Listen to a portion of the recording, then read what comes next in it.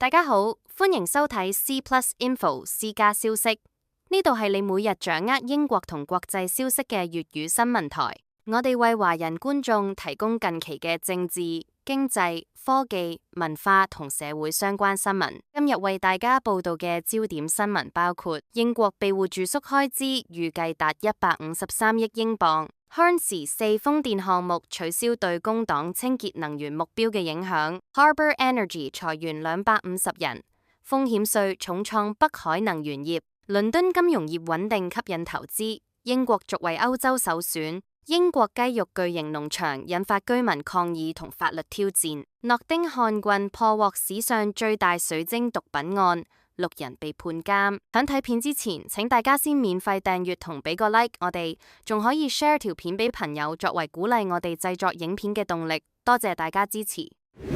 英國庇護住宿開支預計達153億英鎊。根據衛報 The Guardian 報道，英國國家審計處 National Audit Office 指出，英國政府為庇護申請者提供住宿嘅成本，預計將喺10年間達到153億英鎊，為原先預估嘅3倍。報告指出，自2019年以嚟，庇護人口激增至大約11萬人，其中35%人住酒店，但係卻佔住宿成本70%以上。政府同 Clear Springs Ready Homes、Serco、Mears 3家公司簽下10年合約，期間總利潤高達3.8億英鎊。內政部 Home Office 表示，已經關閉23間庇護酒店，預計可於2026年前為納稅人節省40億英鎊。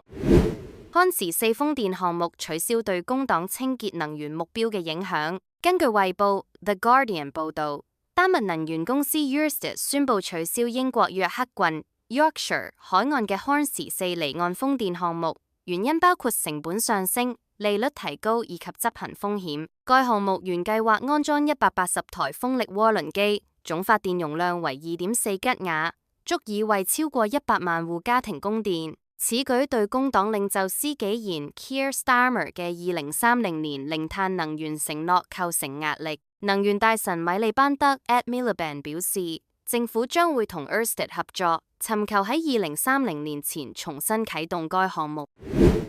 風險稅重創北海能源業。根據泰晤士報 The Times 報導，英國北海最大油氣生產商 Harbour Energy 宣布，將裁減位於蘇格蘭阿伯丁 Aberdeen Scotland 總部嘅250個陸上職位，約佔當地員工1/4。該公司指出，英國政府自2022年起實施嘅意外利潤稅 Windfall Tax 稅率高達78%，並延長至2030年，導致2024年錄得9300萬美元，大約7.3億港元稅後虧損，儘管稅前利潤達12億美元。Harbour Energy 亦都表示，碳捕集項目進展緩慢，增加營運不確定性。工會批評政府政策導致自2022年以嚟，北海地區已經流失大約1萬個職位。